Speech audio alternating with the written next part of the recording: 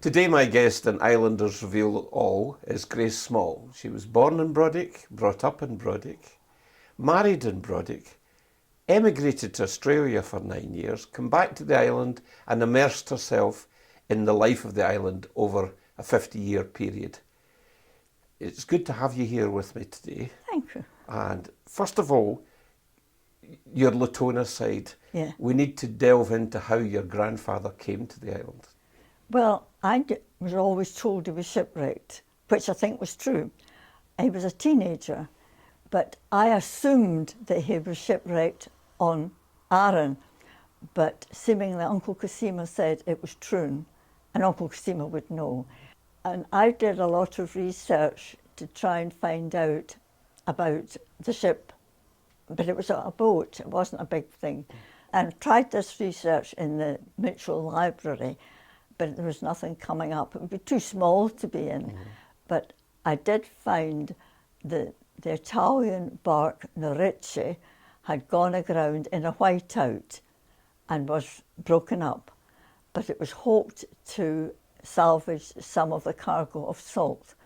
So that was what happened. But he came to Arran with Mr. McKinnon of Strathwillan Farm, and I think he had a boat or a part share of one, and Grandpa stayed at Strathwillan Farm for a year. It was 1886, March 1886, and then we find him in the 1891 census up the lane.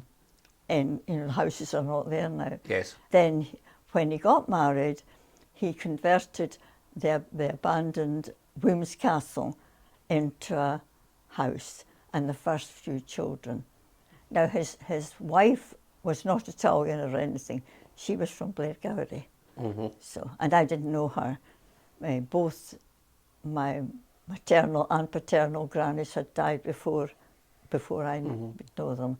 It's a mystery, though, how he was the only one of the crew that stayed. Well, yes.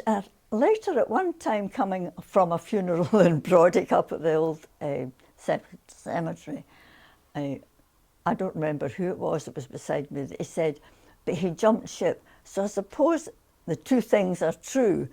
He didn't go with the crew. Yeah. And at that time, he had two brothers, or just a little later, who emigrated to Australia. So it was a time when they were moving about. I think he was an orphan by that time. Right. So there was no need to go back to Sicily. No need to go back, no. Now, he, as you said, he set up home in the Wemyss Castle, or sometimes folk call it Castle Wemyss for some Well, yes. For some reason. And his first two children were born there, and a daughter died there. The Wemyss Castle ended up badly, didn't it?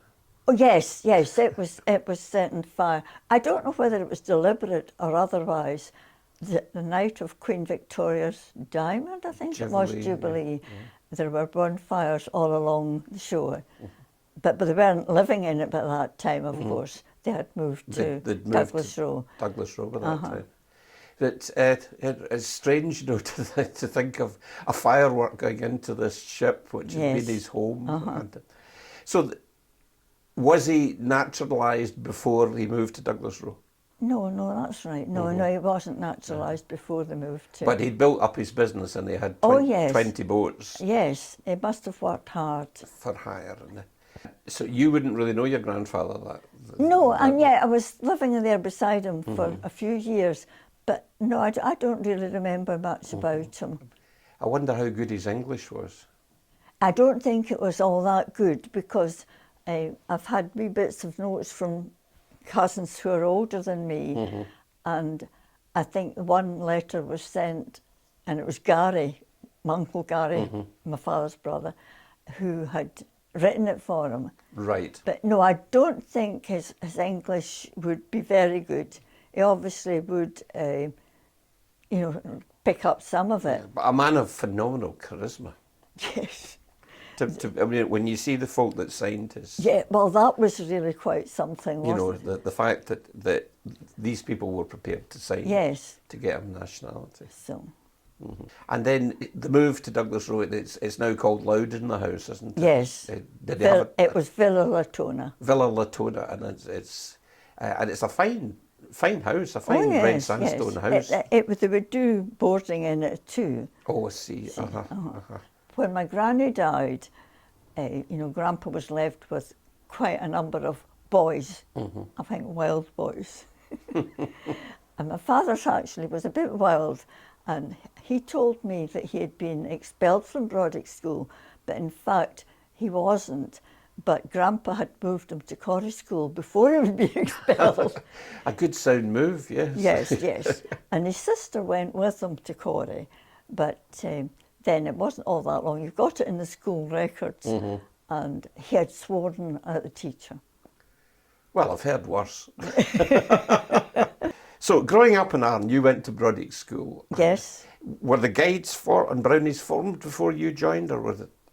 Yes, I went to the brownies as a wee girl, and then on to the guides.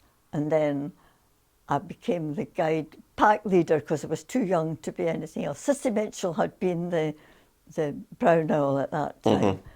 And then afterwards, I was finished. Once we were married, I gave up the brownies, and it wasn't so many years later that I became the commissioner. It was Sheena Miller that dobbed me in for that one. It was her fault. It was her fault. But I mean, I didn't run any packs or anything then, but I was the commissioner for the island. For Bute, I think. For the whole of Buteshire? I'm not sure. So was there be Lumlash and Shiskin brownies as well? Yes, there would be. I think we were the 10th and the first Arran or something like that. I can't just quite remember. Disappointing that Shiskin's going to close down, isn't it? Yes, it is. But, hopefully something will come about with that. You were a teenager during the war. I was I was 12 just after the war broke out. Because that interfered with my education. I was supposed to go to Coatbridge and go to the academy, because the high school wasn't. There was no high school then. Well, yes. it had just been completed, but not available. And of course, the evacuees came pouring into Brodick, so it didn't seem a good idea for me to go to Coat mainland. So, did your mother and father have to take in evacuees? We had evacuees, but just for a very short time. That they didn't stay. I think one of the hotels that was kind of wrecked a bit with them was Gwyder Lodge.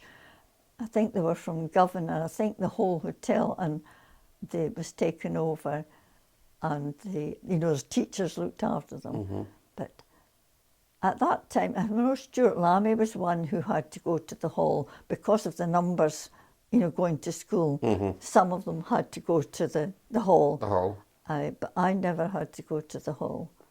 There was never big classes. I mean, you didn't have huge classes. No. My aunts both went to Alta Harvey. Yes, Werner did. He had been in our Dawson Academy before, but he went to Alta Harvey too. And I think my aunt was one of the first classes to sit higher on Arran. All right. And so yes, Werner would go as well, because he went there. Because I think she was still, there was bad snows, and my grandpa wanted her back home to Drummadoon, so they had to get a fishing boat to go round to go round that way. to pick her up and bring her back round. So it must have been some time though, because with the military being on the island as well. They weren't here, of course, all the time. No. I think it was the 8th Commander that we had, and then they went to Crete. Right. To fight in Crete. And a lot of them would not come back. Yes, not back, no. Yes, commandos, the museum is still, it's great that none of the commanders are alive now, but 2 of the wives come back in the summer there, and there was a wee service. And Jessie. Jessie was there, but now she's gone. She's gone too. She was a wild child during the war, I think. Oh, I think so. When you listen to her tales of dances and all that sort of thing. But that has to be written down somewhere, or else people will forget about what happened. Somebody told me about the commandos in Lumlash, the Paddy, the SAS ones that were training. And the Paddy guy told them to march down Lumlash Pier. And when they got to the end of the pier, they marked time. And he said, "What are you marking time for? I told you to march." So they all marched into the sea and off Lumlash Pier. And within 2 hours, the landladies which were looking after these come back and said, "How do you expect us to dry these uniforms?" And he was strong enough for the soldiers, but he wasn't strong enough for the landladies of Lumlash, which are probably still the case. No, well, the commanders we had too, they did a lot of night exercises too, but they jumped off or walked off the pier. Walked off the pier as well. But I don't ever remember us having to dry their clothes. They had what was the dining room at St Elmo, but my mother kept the lounge. They didn't get that part. But we were still living in the house as well, so it was... No, I'm sure it was the Coldstream Guards that we had. Right. That was the elite of the elite anyway. Yes, they were heading off. My aunt in Drummadoon Cottage had them as well. When my mother arrived, having lied about her age to get into the land army, she got dropped off on the bus, and my aunt Netta gave her lunch with the soldiers round about. And then she walked up to Drummadoon, and my aunt said, "What do you think of the new land girl?" She will only last a day because she was so shilpit. And then 40 odd years later, she was throwing bales and driving tractors. Yes. Yes, a much more innocent time. Yes. When I started work in the Royal Bank at 15, I was a very young girl. You know, no makeup, it was quite different.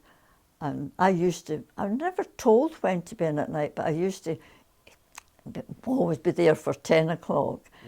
But now they go out at 10 o'clock. Yes. Did you enjoy your time at the Royal Bank? Yes, I was there all from I was 15 till I was 21, and straight into getting married. Before that, they didn't really have females, but it was because of the war again. And I don't think they wanted married women, so I don't know. I certainly left when I got married, but I don't know if I would have been able to stay on. But it was 15 shillings a week paid monthly when I was there. 15 shillings a week. But it would give you a good grounding in finance from counting money and dealing with Well, no, I money. was never a teller. What do you want? But I remember when I started, there was the manager's office was the opposite way around to it is now, but there was containers there, and these big books I had to bring out of the strong room and put in this. I had such a struggle remembering which one went where. Went where? And the other thing was these great big long columns you had to add up. You didn't have adding machines, but you used to do it down halfway in pencil. And put a wee pen. And then the next bit on. So you grew up and you marry what was now a local boy. Yes, Werner, because he came when he was 11. And what was your first home? Well, we went up with his mother in Allendale. His father was dead by that time. Right. And we went up there, and I helped her with the boarding. So that was our first home. And then Mrs. Small went to visit the Browns in Australia. That was Halton Brown, the Reverend Halton Brown, and his sister Mary. Halton took his demob in Australia. I think he was in the Navy. Right. But you had already, Murray, and Ian was just a baby, no? Ian was born in Australia. He was born in Australia. So you had Murray. Murray, He was what, 2 years old? He was 2 the day after we sailed, and that was the week before the coronation. And while we were on the ship, Everest was climbed. Climbed by- Werner says you do not conquer a mountain. You know, it's not, you don't conquer Oakville either. No, you just climb it. you climb it. Yeah.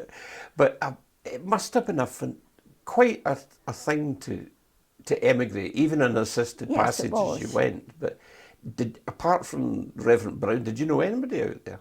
No, no.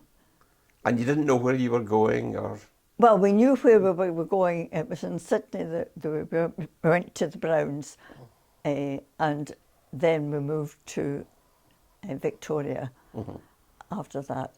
And that was a wee bit of a journey, because Werner got a job with the electricity board, and we went out there, and he was going to get a house as well.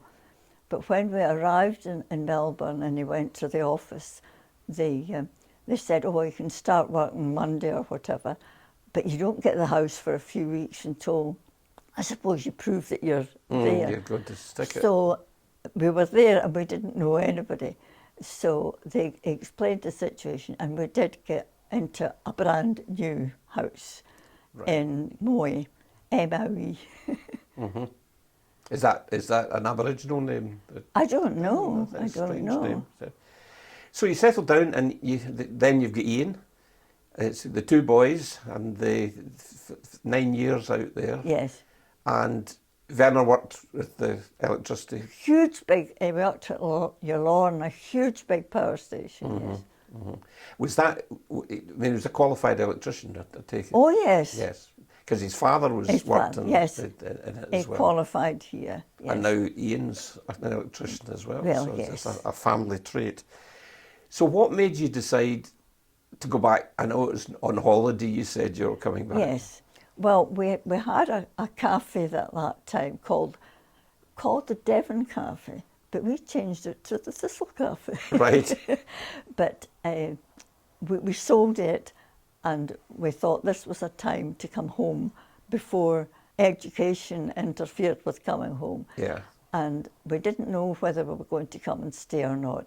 But as soon as we were off the boat, we were here. Yes. We were home. Yeah. So we stayed here. It must have been quite an emotional moment coming off. Would it be the Marchioness of Graham or something? I think it might have been.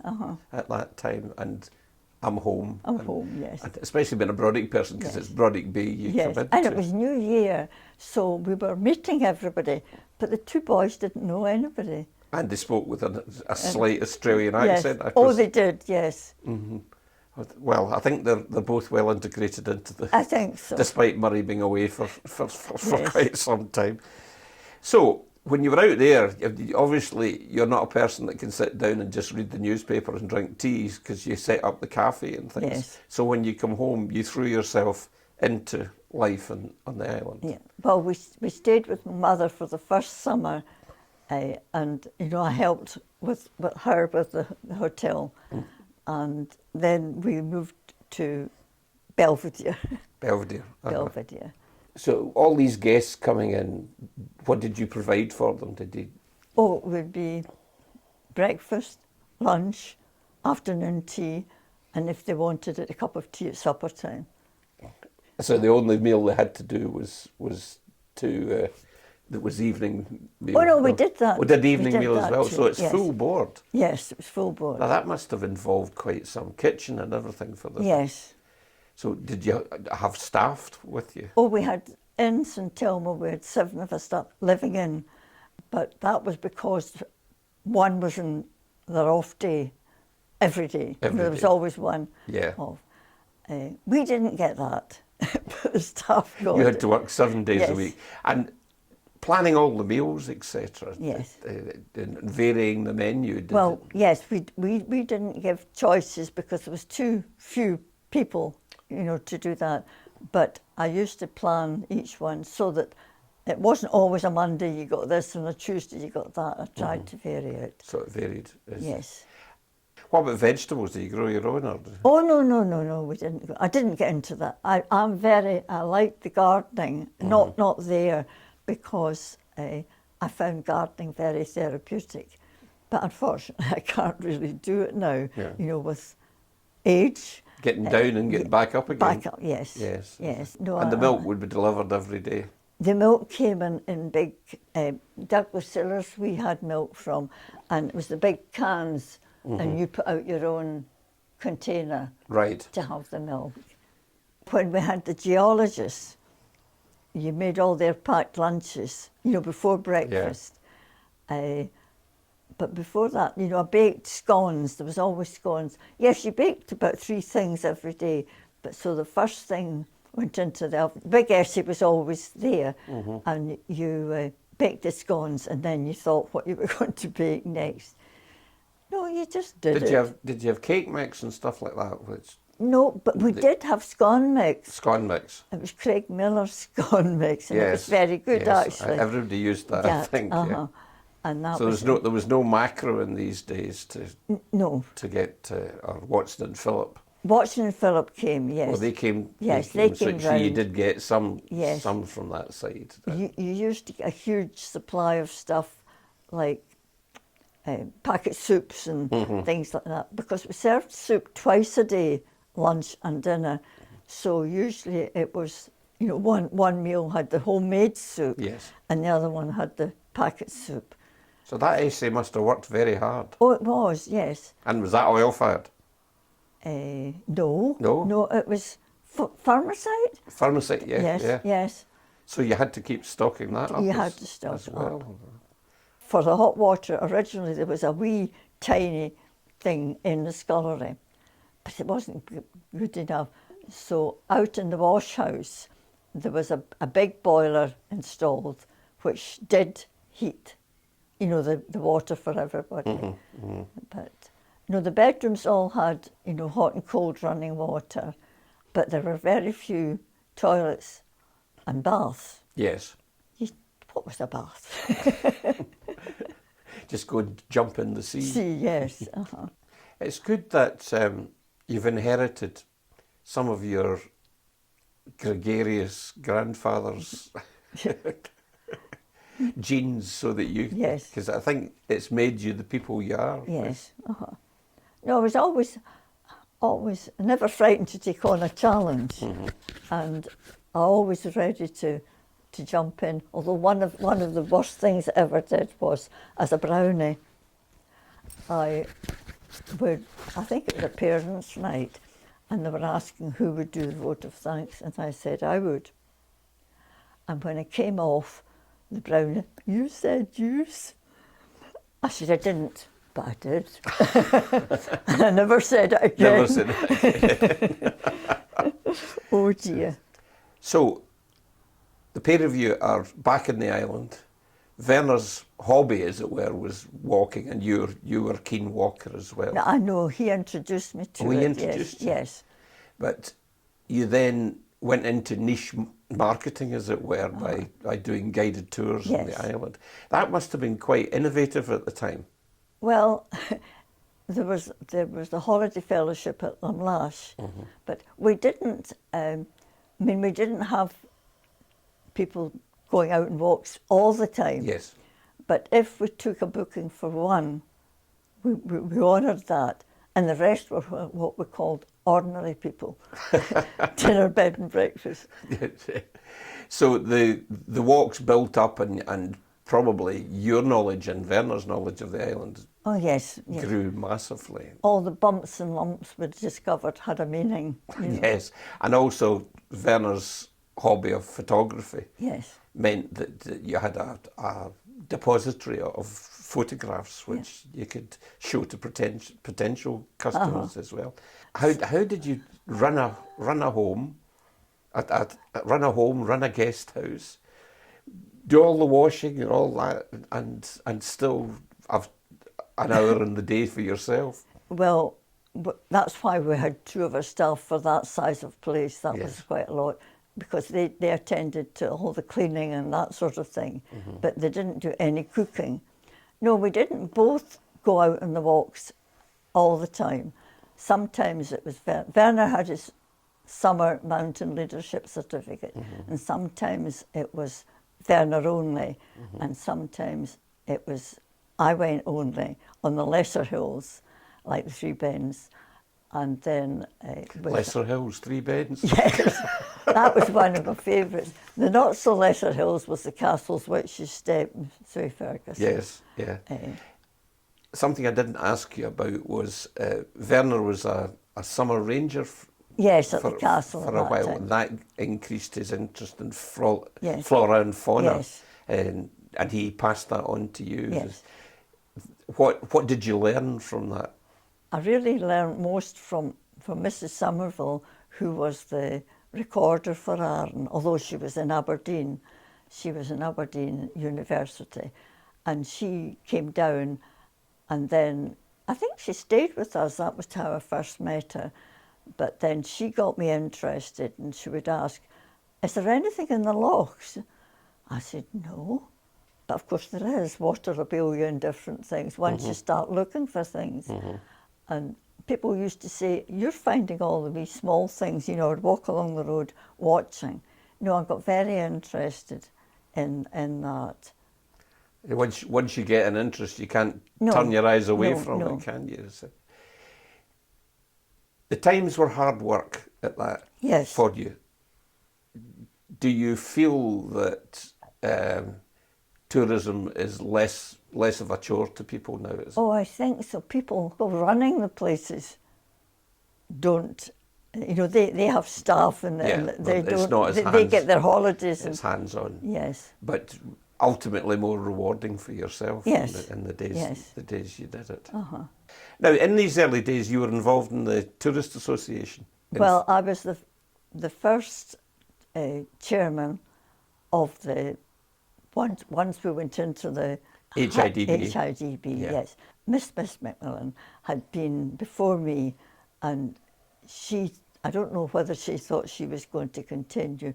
And I think it was Robin Crawford that put me up. I have to say it wasn't a post I was very happy in, because I didn't feel that I was knowledgeable enough for what was all going on. We used to go to these meetings in various parts of the Highlands, and of course it was mostly men, and then there was, after the meeting, you know, the pub. But I didn't do that, you know. I just didn't feel, I didn't stay in there for very long before I was put out. But it was a very innovative thing for HIDB to do, to set up the area tourist boards. Yes. And Arran was well placed to go into it, having already had this tourism association. In the 80s, the museum started as a project, and yeah, as you say, Bess Macmillan was Yes. one of the ones. She was involved with that She was too, involved yes. with that. How did they identify Rosaburn as the place for? Well, they had searched far and wide for a place, and would have liked the Shanachie post office, but that wasn't to be. And I think because there's a relationship with the Curries, you know, Bess was connected to the folk in Rosaburn. Right. But she managed to get that one. At first it was only the Smiddy. Yes, the Smiddy and Smiddy, and what became the schoolroom next door to that. Yes, yes. So it's quite a small venture to begin with. Yes. And when did you start the genealogy? Fiona Gorman was the archivist at that time, and she was beginning to get inquiries about genealogy, and you know, it was too much, so I took over from there. And the first place we had was in the room that's now the tea room at the museum, and there was just a counter along, a fold-up counter along there, and that was my position in there. But then later on, they made the wee bit in the main building. What was the backup? I mean, did you have a computer? No. So not it was then. all. Yes, and there was no emails, and you know, it was all writing or people coming in, Yes. but writing. So you got a wee bit of time between a question and before you had to answer it. But nowadays, of course, it's all online. Yes. It must have been incredibly satisfying, though, to find information and to see folks' faces when. Actually, when I started in the museum, you know, I wasn't in that part. I was creosoting ceilings and painting windows and all this sort of thing. Ian Alame and I were together, and we did all that. And then I was doing, I think the Sunday duty, I can't remember, I think they only had one member of staff and then volunteer, because I did a Monday, I think. Ina did her washing on a Monday morning, but I did one, and then Ina came in the afternoon. But, you know, I was doing all these things before that. Yes. And you were so successful that the Ayrshire Federation of Museums gave you the John Stahern Yes. Award. That must have been a boost for yourself and the museum. Well, it was nice, yes. So, are you a president of? No, I'm just a trustee now. You're just a trustee now. I still go to committee meetings. But to see how it's grown from that start to what it is now, Yes, amazing. must have been really to know that you were in at the beginning. Yes. Ella Lennox and the Whiting Bay ladies, they were looking after the cottage once we had acquired it. And I remember Ella wanted a special outdoor doormat, and Fred saying, "Oh, I don't think we can afford that." And when you see what's happened since. When you see what's happened now with that beautiful new room that they've Yes, got. yes. Now, did that lead you on to working with the school in the Arran Heritage Project? Yes. Because that was a fine project. Yes. I think it's a shame that it's fallen by the wayside. Yes. Initially, you had to recruit the people to talk to them. Well, that was the very first ones. Because Werner was the chairman of the community council at that time, you know, we were asked to suggest people. So, but there used to be the gatherings that they had, you know, and that's when you saw all your folk that you didn't see very often. It was lovely. Yeah, I was fortunate enough to be asked to be one of the last ones before the school stopped it, and it was Jack Murchie and myself that was there, and my mother took part in it, and her photograph is in the museum as part of it. But so much information from so many old worthies on the island that it's a shame that it's not happening again. But so your interest in history, your interest in the island, you are a founder member of the Antiquarians. Yes. And you're also in the Natural History Society as well. Yes. Yeah. So when did you get time to yourself? Well, didn't really. Because I was still running, I was boarding. Yes. I was still running Belvedere at the beginning. And did the boys help? Too busy gallivanting around the thing.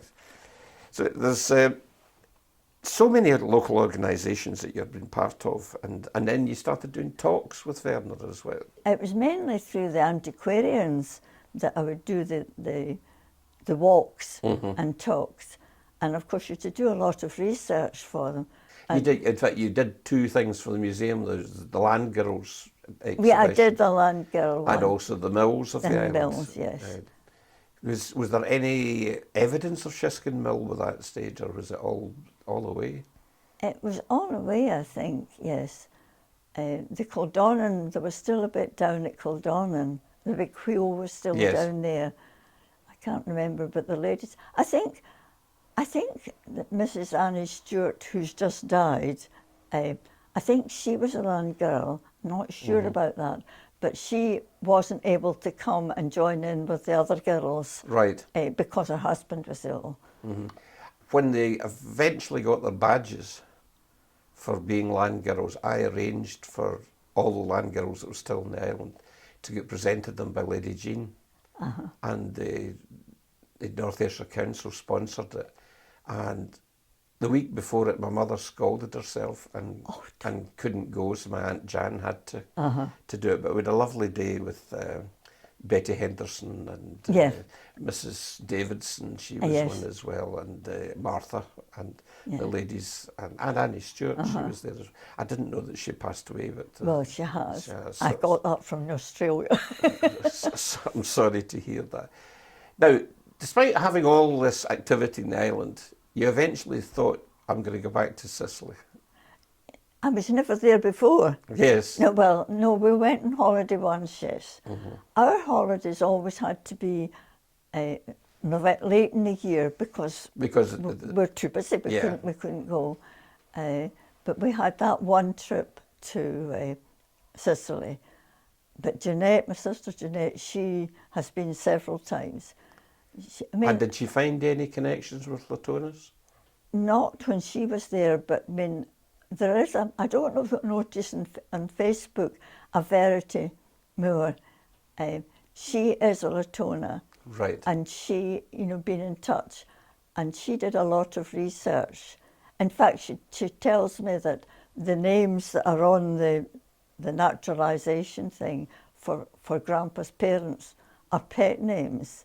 Oh. And I suppose he would know the real names because Right. he'd only ever called them. He only called them by the names Yes, that he was... but she's given me quite a lot into that family. Mm-hmm. It's a brave move to go to Sicily when you could be an omerta still out after you. Upset the mafia. But you didn't just go to Sicily on holidays. You mentioned earlier on about while you were on the ship that Everest was conquered, but you didn't quite get to the top of Everest, but you got no, we pretty didn't. far up though. Well, one of the treks we did was up above the Everest base camp, Calipata it was called. It must have been quite an adventure. It was. Well, that was with a package Right. tour that we went there. But you were walking well, and you're still walking. Well, not quite at the moment. Not quite at the moment, but... I did walk back up the hill the other day, so... Yes. You are now 94 years old. And Yes. you're still fit. What For my age, yes. Yes, for your age. Are there still things that you want to do and things you want to achieve? No, I think I'm too contented. Yeah.